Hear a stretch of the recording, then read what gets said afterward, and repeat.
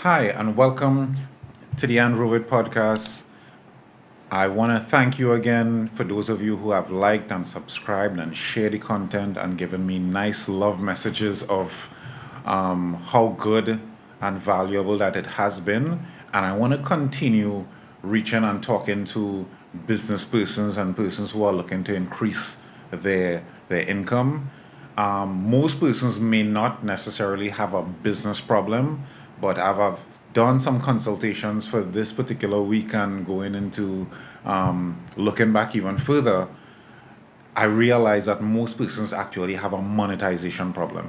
So today's segment, I'm going to be going through a monetization formula that I came up with that I think is going to be really, really valuable for you and for your business.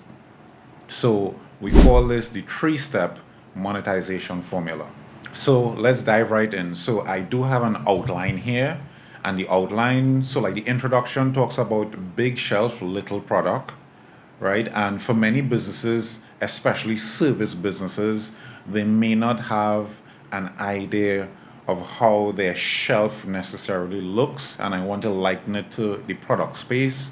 If you go into a grocery and you have something in your mind, you want to cook, I don't know, roti or and it's chicken roti, and you go there and you realize they don't have the curry or they don't have the oil or they don't have garlic or certain like products that you need that are critical for you to make that particular recipe, then you feel there may not be the right place for you to shop. And it's something for you to take into consideration. And basically, the three-step monetization process. Step one, we have the kingdom clarity principle, so it's making your message clear. Step two is the Joseph Storehouse principle, which is your system of business and distribution. And step three is your continuity cash flow. And the conclusion, we're going to actually sum it up with why this all works, right? So continuing into the clarity, like clarify your high value offer position, right? So having clarity for your product or for your service in terms of not just, we know what it is that they say, don't sell benefits, sell the outcome, right? Sell the solution and sell the outcome, sell the value proposition. And most persons are still here selling benefits, selling unique benefits because they are so focused on from their side of the formula of getting to the sale. So we want to talk about how we could clarify your messaging because it needs to be taken just also from the audience perspective of solving their solution. So the Bible talks about write the vision and make it plain, and you want to be able to be clear and precise on your messaging. And I want to go into even Jesus would have given a mission statement. And in Luke 4, verse 18, so I'm just going to read that out to you so that we'll be able to pull some key nuggets from this step one, which is the kingdom clarity principle, which is clarifying what you are actually selling, right? And I know that most persons would need to actively do this a couple times to get better and better at it, but let's just go through it right here. So Luke 4:18, it says, the Spirit of the Lord is upon me because he has anointed me to proclaim good news to the poor. He has sent me to proclaim freedom for the prisoners and recovery of sight for the blind, and set the oppressed free, to proclaim the year of the Lord's favor. And what is really, really distinct about this particular scripture is that Jesus clearly defined his purpose before he began his public ministry. He said, I am here, or he didn't say that I am here to help people. He was specific. He named the audience. So he talked about the poor, he talked about oppressed, the blind, the captive, and the exact transformation that he would bring. So he's bringing freedom, he's bringing healing, he's bringing sight, he's bringing favor.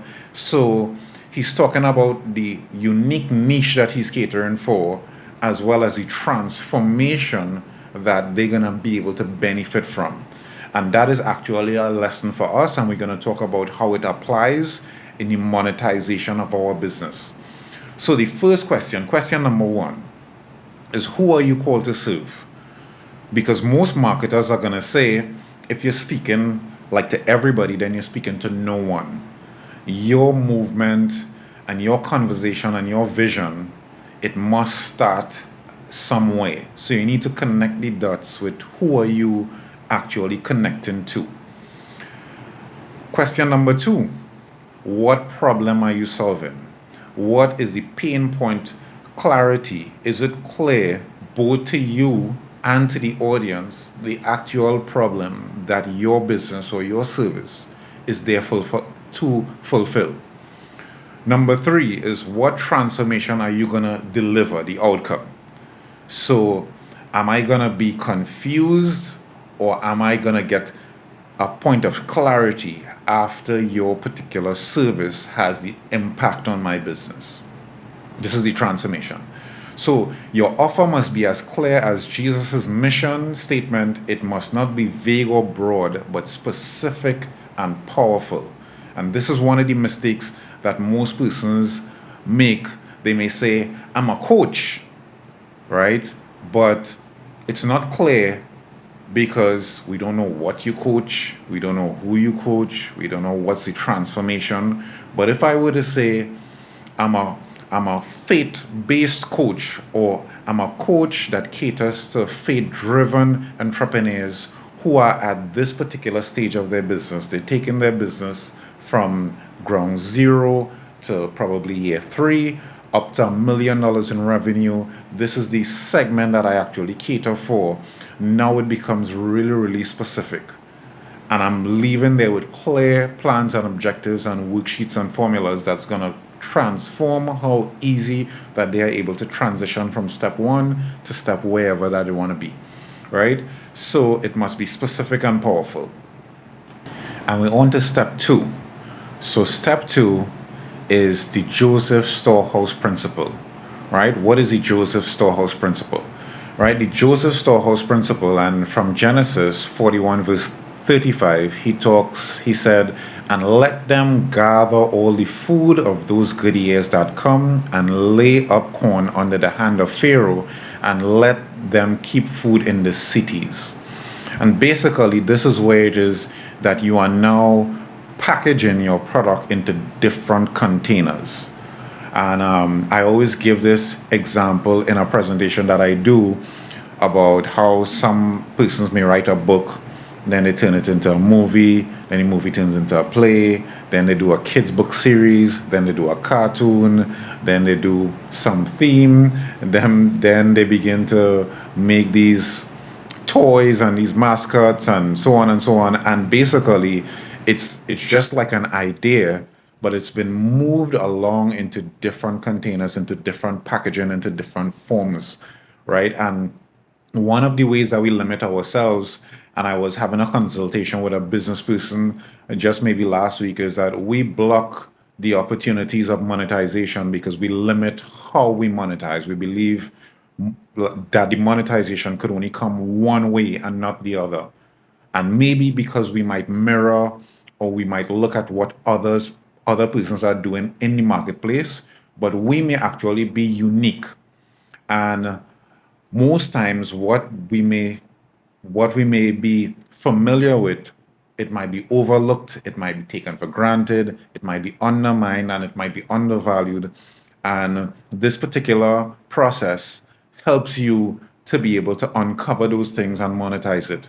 Case in point, I always say this one, people who live by the beach, right, get so familiar with it that they are not like the people who would drive 2 hours to go to the beach and enjoy it and wow and this and so on and stuff like that. Because they live there, it's like they may even go once or twice. And I know persons who live by the beach who said, well, they didn't go to the beach for the year.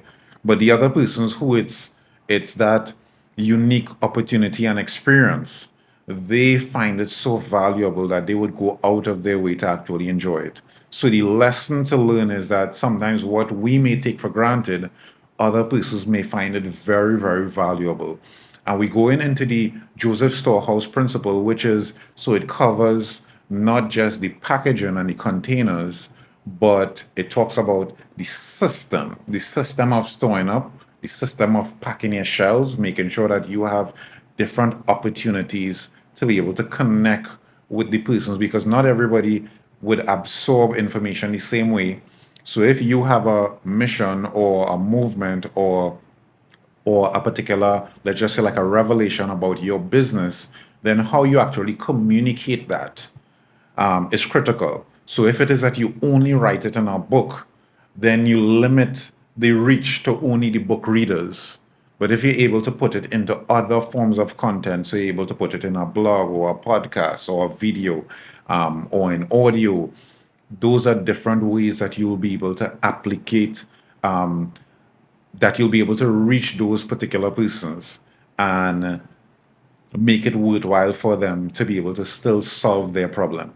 So we're just going to dive in a bit deeper.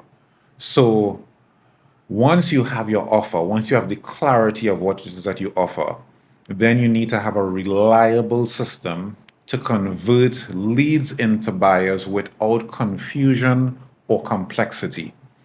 So this is what we call choosing your monetization path.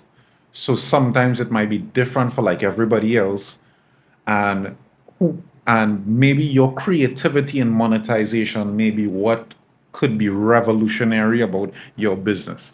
Other businesses may not be able to monetize the way that you can. And in fact, what I've seen is that many persons, especially in the service space, especially in terms of influencers, in terms of coaches, in terms of teachers, and consultants, they may have the knowledge base, they may have the skill set, but they may not have the competency to monetize freely the way that they could, right? So you could choose your monetization path, and sometimes it may go from coaching, consulting, digital products. It might be a hybrid model of let's just say like experiences, retreats, different things that would encompass journeys. I've seen persons limit themselves to only one-on-one coaching when group coaching is also a thing. And in-person coaching is different from Zoom coaching and different things like that. So you need to be able to have the different options available and continue to iterate and improve and get better and better at it. Get better and better at revealing and reaching the new technology. And once your business could use the internet, and I want to say that every business could use the internet, but I mean for the businesses that could improve their distribution methods of their content and their value proposition, as well as connect the different dots. If you're not maximizing it, I mean, you're sleeping at the wheel, right? Because this is the age that we live in where everything is at everyone's fingertips, right? So the other part, we want to talk about the sales process. So, are you going to use a direct offer approach? Are you going to send direct messages? Are you going to do webinars? Are you going to cold call? Are you going to do a content led approach? So, are you going to do a vlog or a podcast? Because the sales process, right, is part of what also uncovers the value, uncovers the problem, uncovers the actual solution that you're able to deliver. And when we're talking about being able to deliver, the reason that you can be able to monetize better is because people are always looking for more. People are looking for ways that they could get things better. So they always want more. They always want it faster in a shorter time. They always want it cheaper, potentially. They want one that could save them time. They want stuff that could save them money. They want stuff that could get them to the destination faster. And these are all things that you can design and see how you could be able to communicate these things better. So you could use email sequences, all those different digital channels. You also have distribution channels. So your distribution channels, you could choose your primary traffic sources for your marketing of your content, for your marketing of your message, marketing of your problem, marketing of your solution. So whether you use YouTube, you use Facebook, you use LinkedIn, you use TikTok, email marketing, those are also different distribution channels that you have. Whether you use automation for you to be able to get different levels of scale, those are also things that you need to be able to discover and plan for in step two, which is your sales system as well as your distribution process, right? How do they actually purchase and spend money? Do they have to come cash? Do they have to send money into your bank account? Do you have a links machine? Do they do a wire transfer? Do they do it online processing? And you're not going to believe it. Sometimes the difference in somebody purchasing and not purchasing might be their comfort zone of how they like to do transactions. So if I don't like to do transactions in cash, or I don't like to go into the bank and have a check done, like a manager's check done, or if am not tech savvy and I don't like to go online and do transfers, are you going to limit your monetization process to only one medium of transfer or financial collection, right? So instead of randomly selling, are you going to have a pipeline? Are you going to have a systematic strategy of being able to have a nurture sequence for persons to be able to come in as cold traffic, begin to get warm because they are now being able to be funneled into your content and then become the hot prospects that are now eager and ready to buy because they know that you have the solution for the issue that they've had all this time, and the principle has been clear, or I want to say the product or the service has been made clear and made plain to them so that they see what the difference is. They feel connected to the particular message. And we're on to step three. So, step three is how do you scale and increase your recurring revenue and your leverage? Basically, the multiplication principle, or I want to say, like continuity principle. And even in Kings, it spoke about all the kings and the consultants who went to King Solomon, brought him precious jewels, precious metals, precious this, and they brought him every man a rate year by year. So step three speaks to that particular recurring aspects and that I want to call profitability, that profit maximizer phase, that premium value offer, and that profit maximizer phase. Because what it is that most persons don't really understand is if you put out a cheap offer, most times you get cheap results. You could only move your transformation to a certain level because persons will normally respond based on what they would have paid, right? So if you only have one offer on your table, then you're actually limiting the aspect of the result, right? So having profit maximizers or having recurrent ways that they could connect into the audience. So, for example, there's certain fields where information and technology updates all the time. So, 2 years down the road, you can't tell me that just that particular course would have been sufficient.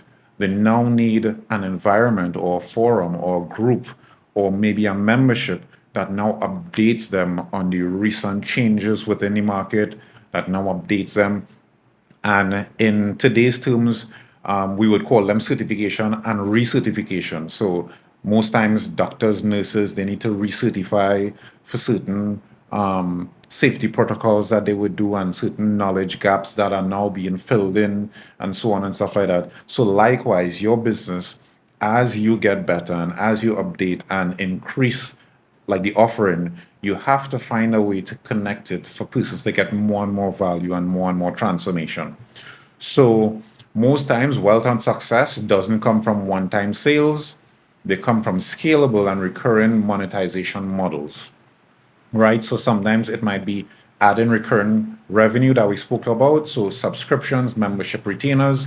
Most persons think that that may be the core of their business, and sometimes that may just be the profit maximizer or just an additional monetization source to their business. Still, part of the reason that we struggle in monetization is because we may be just looking at one sliver or one certain like aspect of the business itself, right? So you multiply your impact by your authority, your publishing, your speaking, your licensing. Different examples of what it is that you could do is, instead of constantly chasing brand new clients to get them to buy, let's just say, $100 product, how about you create a membership, like an annual membership, where they could get ongoing access to some of the strategies or some of the other new frameworks that you are able to build.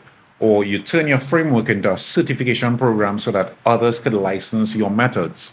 So if it is that you do have a fantastic coaching method or something that you believe that is unique to you, then maybe you could retrain other persons.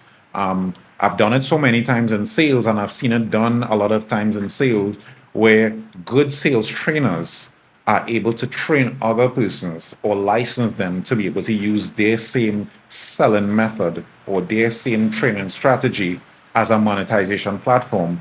And they normally are able to work out an affiliate split or some sort of partnership, but it's additional leverage. So me functioning at 100%, I'm never gonna outdo 10 to 20 persons who are even working at 50%, right? Because that is on scale and that is on leverage. So those are opportunities which would come about in step three, right? I just want to jump into recurring monetization models, right? So exclusive membership for ongoing. You have certification programs where you train others to use your framework. You might have a mastermind program, a high ticket for serious business builders. So you have those persons who really want to go all in, they want to go deep into the transformational process. So, for example, even let's just look at one of the easiest ones that we see within the market, within the personal training, the fitness industry and gym. You will have persons who will do one-on-one coaching, you have them doing group coaching. But if it is that somebody really wants significant transformation, so somebody wants to, let's just say, become a movie star, and they need to go and act for a play within the next 6 months, and they need that rapid transformation. That has a price. It's not going to be the normal one-on-one session or group session. This is somebody who's going to tailor your needs to create X transformation. They would pay big money for that. And we normally see it that there would be, let's just say, like the Hollywood stars would say, this is my trainer, this is the person who I go to when I need to get myself prepared for this particular role. That has a price. It's normally a premium pricing, which would now fall into step three of that monetization phase for that particular person, right? So there may be partnership and licensing. So let others run your systems or your challenges where they are now licensed. And because they are licensed, they now need to have a share of the profits come back to you. This now increases like the opportunities for monetization within your business.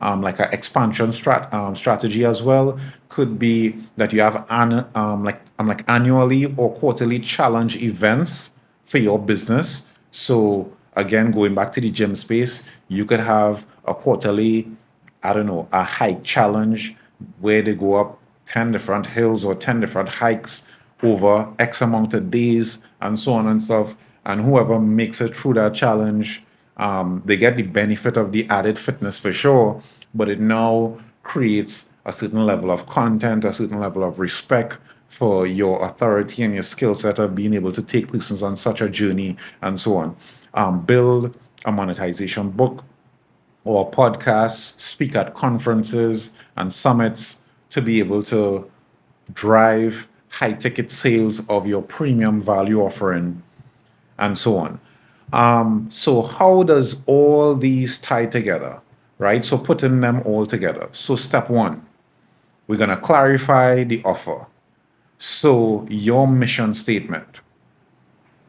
So I help persons transform from how they don't want to be into the movie type body or position that they want to be in, and so on. Or I'm just not a transformational coach, but unique. I cater to, let's just say, men between the ages of 30 to 40 who may not be in shape and who may want to be able to have a fit body and mind. I want to be able to transform them along this particular process if it is that somebody who's catering to that particular segment. Step two is you create the sales system. So you offer, let's just say, like an irresistible offer in terms of your sequences, and you have different packages, different containers of what it is that you could offer, right? So you could start with a free class that now routes them to, if it is that you want more of where this came from. And the more creative that you are, you will realize that there's no limit to the amount of products that you could come up with, the amount of monetization features that you could come up with, right? And step three, you scale and multiply. So you do ongoing coaching, you do a certification program for other trainers who it is that may be looking for the same type of opportunity to impact lives.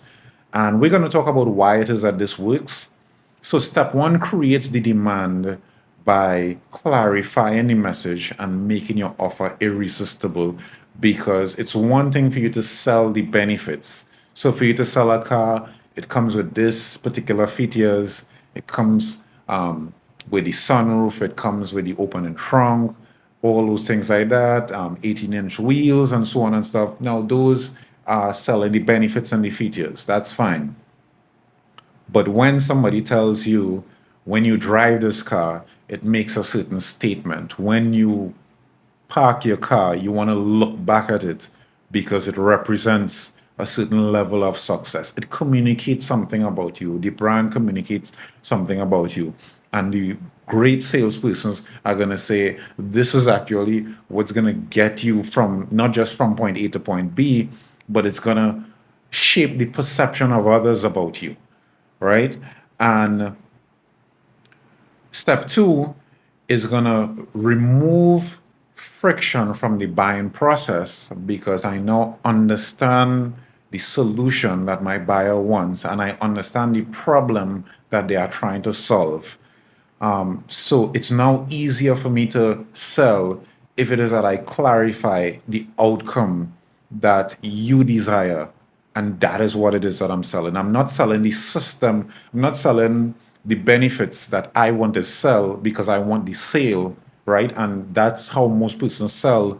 Hey, I'm selling the tool, this is what it is, this is plain and simple, whatever, whatever, whatever. And there's no level of customization, there's no level of cater to the actual objective and the solution that the end user wants to achieve, right? So it limits,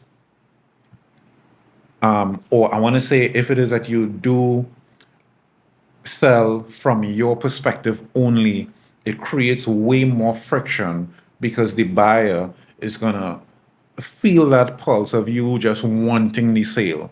But when you are able to suggest the solution and the end result more than you want in the sale and solve their problem, hey, this is what it is that we are doing this for. This is who we are doing it for. This is the transformation that we want them to be able to achieve. Does this sound like something that you want to achieve?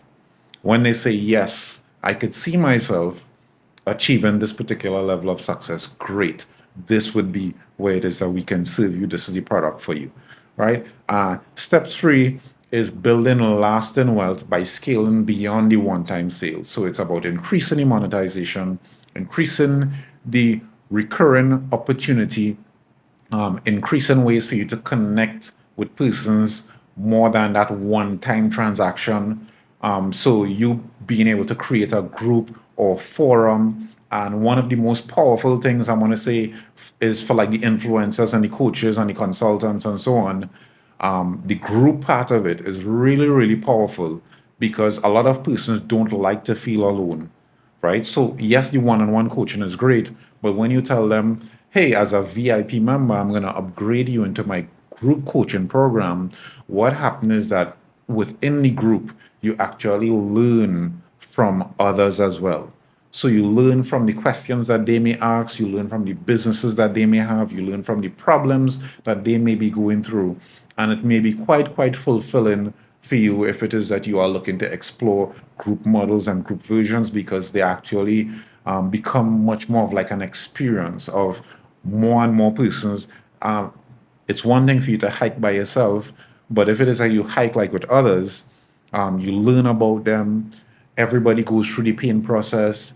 What might be easy for you might be hard for them. What might be hard for you might be easy for them. And you're able to understand that everybody is unique, and you're able to benefit from that whole process of growth.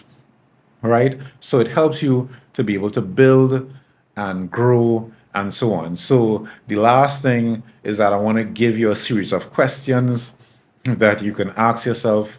So, can someone instantly understand my offer value in 1 to 2 sentences? Right? Does my offer sound vague or does it sound specific? Am I attracting the right audience with my messaging? Right? What urgent pain does my offer solve? How can I position it as a life changing and necessary deal or offer? Is my offer worthy of kings and nations? Is it high and is it premium? Am I underpricing my value out of fear of or lack of confidence? Does my offer position people for real transformation? How can I multiply my offer's impact and price accordingly? So, one of the things that you need to do is, if you have an idea, if you have a business plan, if you have a vision, you need to start asking yourself these questions on how you can get better at your offers, on how you can get better at your monetization, and you can look on for more of my content on monetization and on the offer creation. I actually do have workshops and so on, upcoming workshops and upcoming programs that actually go way deeper into how it is that you could go through activities and worksheets that could get you to monetize way better. Because sometimes there may be persons who are not even more talented than you or not even more skilled than you, but they are able to monetize their businesses better. And most times you may not have a business problem, it may simply be a monetization problem. So stay blessed, and I'm looking forward to seeing you soon. If this was valuable to you, don't forget to share and don't forget to subscribe. Peace out.